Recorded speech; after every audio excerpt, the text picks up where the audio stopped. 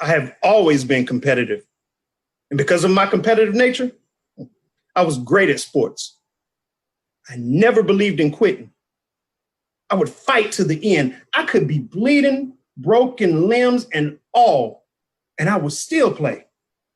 My mom said she didn't raise no quitters. My sister and I proved that to be true. Now, my mom was at almost every one of me and my sister's games, and if she wasn't there, then my dad was there. I had great parents. My dad died when I was in college, and I was worried that my mom wouldn't survive. Not only did she survive, but she thrived. She started her own business, and she started dating. But she was doing amazing things, nevertheless. And when the grandkids came along, she was the best grandmama ever. And then things started to change. She started losing her keys constantly. At first, we didn't think nothing of it. I mean, who doesn't lose their keys? But then she forgot to pay her light bill and her car note. It wasn't that she didn't have the money. She just forgot to pay them.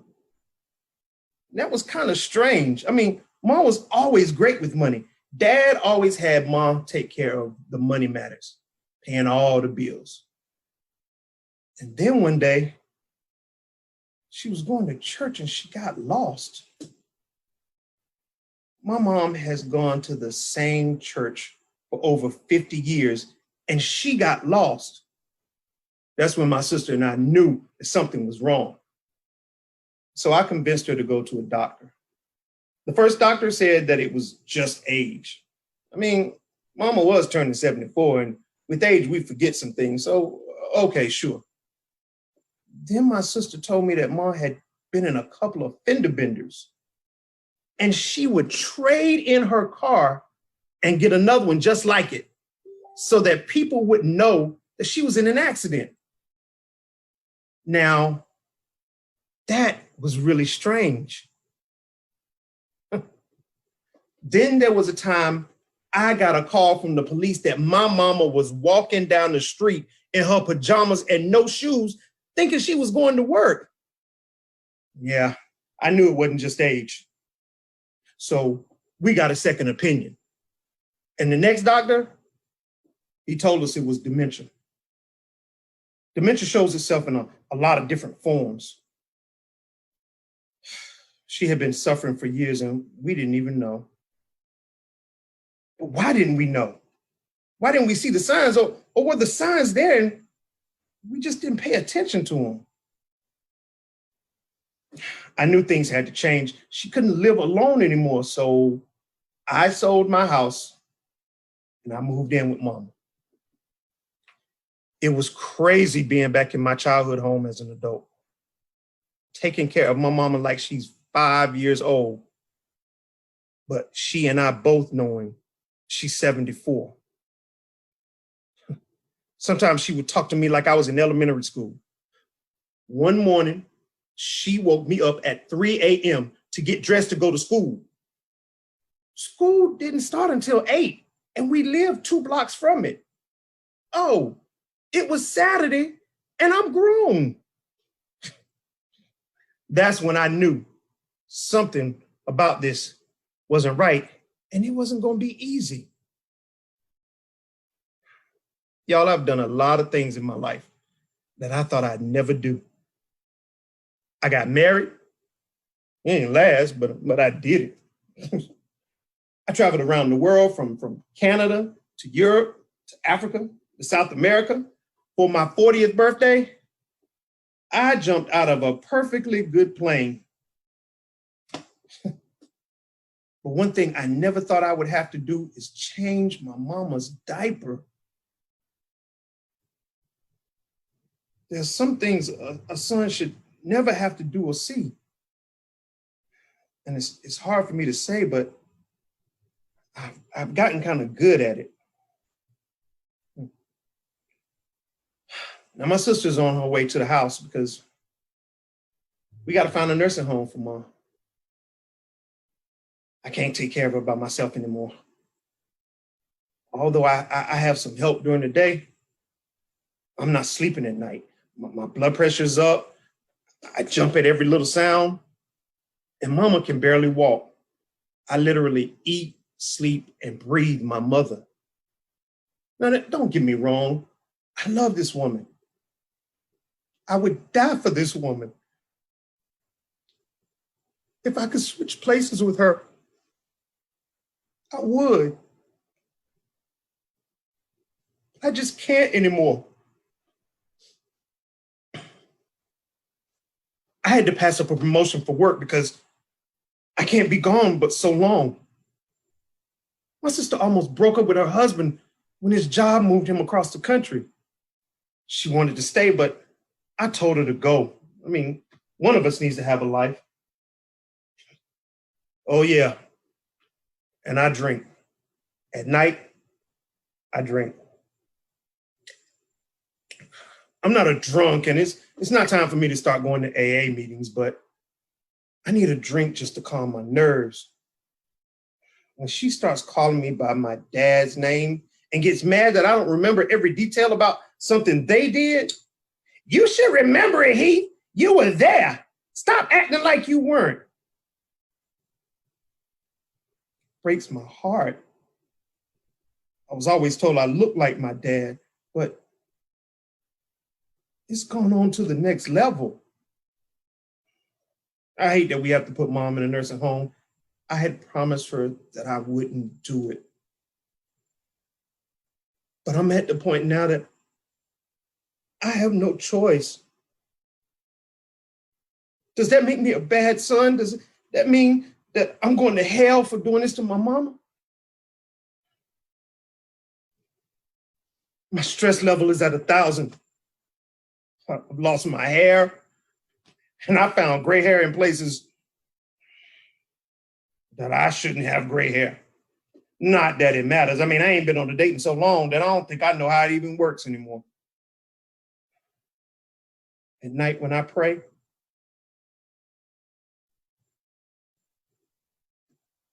I don't know what to pray for. Do I pray that mom gets better? And even though I know that won't happen? Or do I pray that the Lord takes her away from here, takes her out of her pain? Is that selfish? Just putting my mama in a home make me a quitter. I've heard the sayings, once an adult and twice a child. I didn't get it before, but I get it now.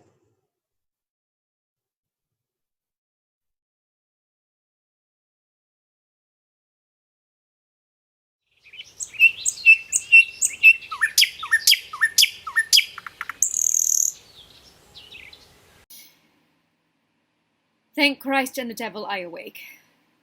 The COVID rain is coming down like ball bearings as I duck into the Aardvark's tonsils for first pint.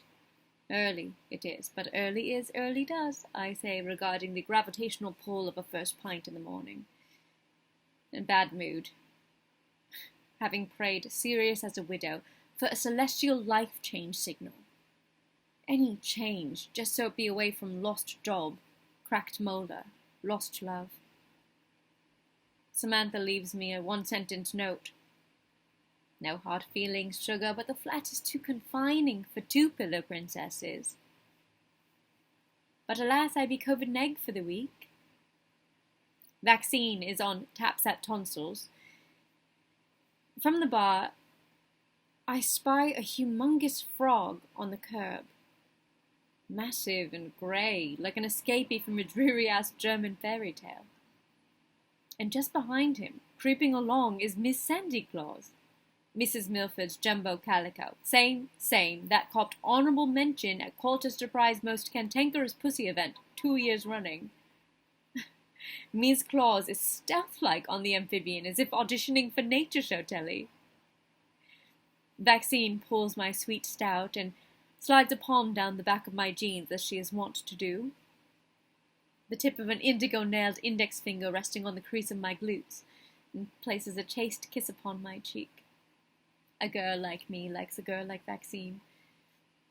Still negatory as well, she reports. Our eyes are fixed on the street. The calico pussy, all ass-holding claws now, is righteously upon the thick amphib, and I swear to Saint Erzulie Vantor, the feline disappears him, swallows him whole, like Jonah's whale, or non-biblically, as Sir as Matthew Cartwright III manages on the odd night in the White Swallow's back room. Miss Claus licks a fat paw, when suddenly Miss Sandy Claus bounces once, then twice, then a third time, meter high. Well, she's sure screwed, says Vaccine, no mean stranger to unforeseeable capers.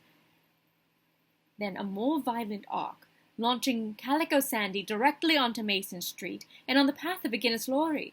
Said pussy now well up a wheel well. All in all, putting a fresh seal on my morning. For the first time since birth, I sleep absent nightmare. The next day, day one as it goes in the year of the cat, I decamp from Colchester and move straightway back to Indonesia, where my baby sister Emma Verita has, in a noontime voice message the evening before, said that her band needed my bass guitar skills, limited in the extreme, at Surabaya Pride, a thing thus far existing only on paper, but a rally really ready, she sang into my mobile in broken English rainbow cheer. Rally really ready, she shrilled. Rally really ready, she cried. The time to go home is when it is time to go home. And me, I'm gone by 2:30 on the late July afternoon in England. Green and pleasant land, county of Essex, 4th long summer of the pandemic.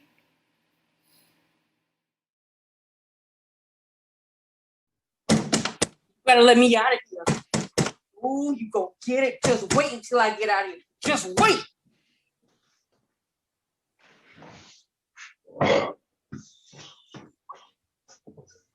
I have been a fighter my whole life. I had to fight for everything that I've ever had. Nothing was ever given to me. I'm talking about from my first girlfriend to a bag of chips. I mean, hey, even to getting my scholarship to go to college, and then even getting drafted to go to the NBA. I fought for everything. Nothing was handed to me. And I like that. I now have a killer career, making more money than I could spend in 2 lifetimes. I have 3 beautiful kids who love their dad. I am so proud to do for them like my dad did for me. We've been on magazine covers, done interviews, and are the toast of the town. People are proud to say they know us. But what people don't know is that I have to fight at home. Not every night, but a lot of nights. I have to fight. I have to fight the mother of my children. When I was a little boy, my dad told me never to hit a girl. Even if she hits you, you walk away, because no matter what happens, it will always be your fault. I didn't understand then, but I truly understand what he was talking about now. You bastard, I can't believe you locked me in this closet. You better pay. You're going to pay. Ooh! There have been nights that I come home from practice and she amps on me. She just starts screaming and yelling at me for nothing. I forgot to take out the trash. Well, isn't that what our maid Susan is for? Why do I pay her all of that money if she can't take out the trash? When I said it, I got slapped. She tripped over a toy that me and one of the kids were playing with. I got punched. One day, this crazy chick is gonna kill me. But I can't tell anyone. I can't tell anybody that the bruises on my body aren't from playing ball, but from my wife. How do I tell people that? How do I explain to the police that I didn't beat on her? She beats on me. You know, I've been so stressed lately that I don't even know what she's gonna do next. My mom started suggesting that we should go on vacation together to relax. Yeah, right. I'm scared that I might not come back if I did. You know, one day, I just stood in the shower for over an hour just so I didn't have to see her, just to relax my muscles and get some of the swelling to go down from where she hit me last night. So as I'm driving myself off, I realized that I was balding everywhere. I mean, my legs, my arms, my chest, all my hair was falling out.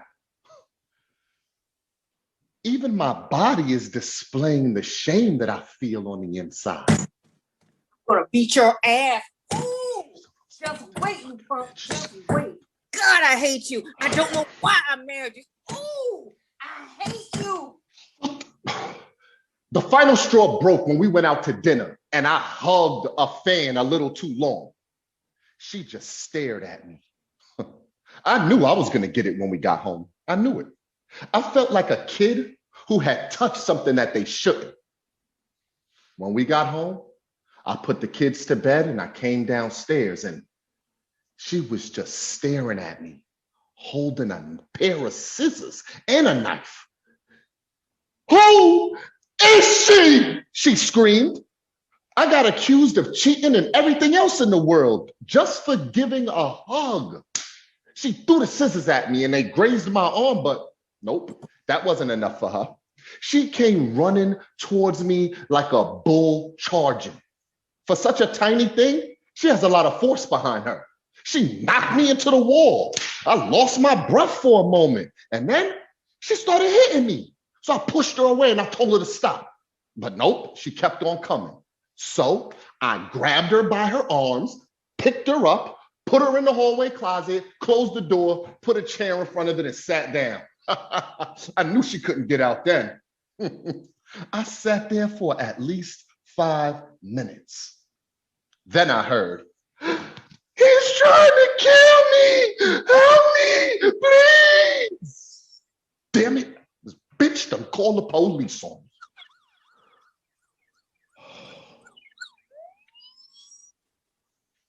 me. I can hear the sirens coming now. How do I explain that she was attacking me? How do I explain that the marks on her arms are from me trying to hold her back and that I have bruises from her? Would they believe me? I mean, I am an NBA star.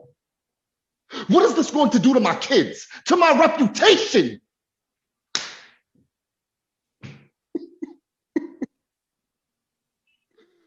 How am I to teach my sons to be strong, good men when I'm in a corner trying not to get beat by their mother? Just wait till the police get here. It's gonna be over for you. Your career is gonna be in the trash. Just wait your reputation when people found out how you've been treating me. Just wait. You know, I never hit a woman. But tonight, I might have to change that.